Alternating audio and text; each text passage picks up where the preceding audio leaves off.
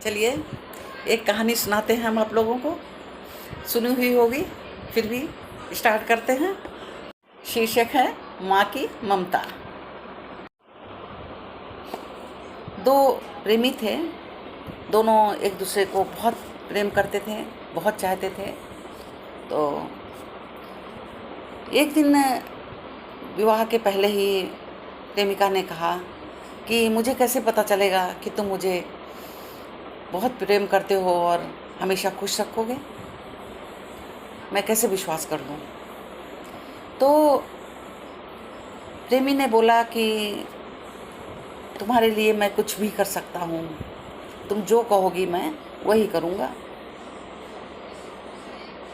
प्रेमिका ने बोला, फिर सोच के बोला कि जो है मुझे तुम्हारी माँ का दिल चाहिए।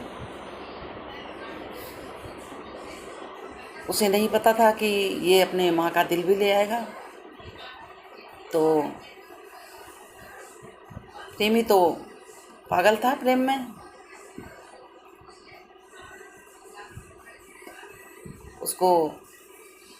उसने कहा कि मैं जो है ये भी करूँगा, लेकिन तुम कोई और चीज़ मांग लो। तो बोले नहीं, मुझे माँ का दिल ही चाहिए, तुम्हें वही ला के देना पड़ेगा, तब मैं समझूंगी कि तुम हमेशा मुझे ऐसे ही प्रेम करोगी।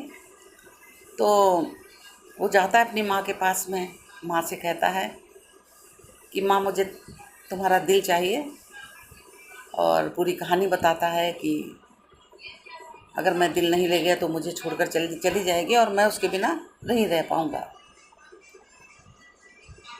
माँ ने कहा कि ठीक है बेटा, अगर ऐसा है तो तुम मेरा दिल ले जाके उसको दे दो।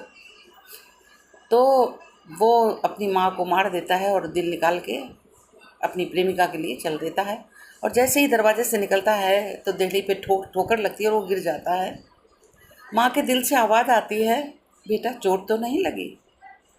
वो कुछ नहीं बोलता और फिर उठ करके अपनी प्रेमिका के पास चला जाता है। जब वहाँ पहुँचता है तो अपनी प्रेमिका को दिल देता है। वो आश्चर्य से देखती रह जाती है और फिर कहती है कि मुझे ये दिल नहीं चाहिए, मैं तो सोच ही नहीं सकती थी कि तुम माँ को मार के उनका दिल निकाल कर लाओगे। जब तुम अपनी माँ को मार सकते हो, जिन्होंने जन्म दिया, जो तुम्हें इतना प्रेम करती हैं कि अपना दिल भी दे दिया निकाल के मेरे लिए, उनको तुमने मार दिया, तो मैं कैसे विश्वास कर लूँ कि तुम मुझे जीवन भर खुश रखोगे। तुम तो विश्वास के योग्य नहीं हो। और वो छोड़कर चली जाती है। तो इससे हमें क्या शिक्षा मिलती है, क्या उद्देश्य है इस कहानी का, ये समझ में आ ही जाता है आपको। मतलब आदमी को कोई भी कार्य कुछ भी करने के लिए चल दो तो सोचना चाहिए करने के पहले। एक बार सोचना चाहिए क्या यह उचित है, और उसके बाद में दूसरों को हर्ट करना चाहिए या उनके साथ जो भी व्यवहार है वो करना चाहिए। धन्यवाद।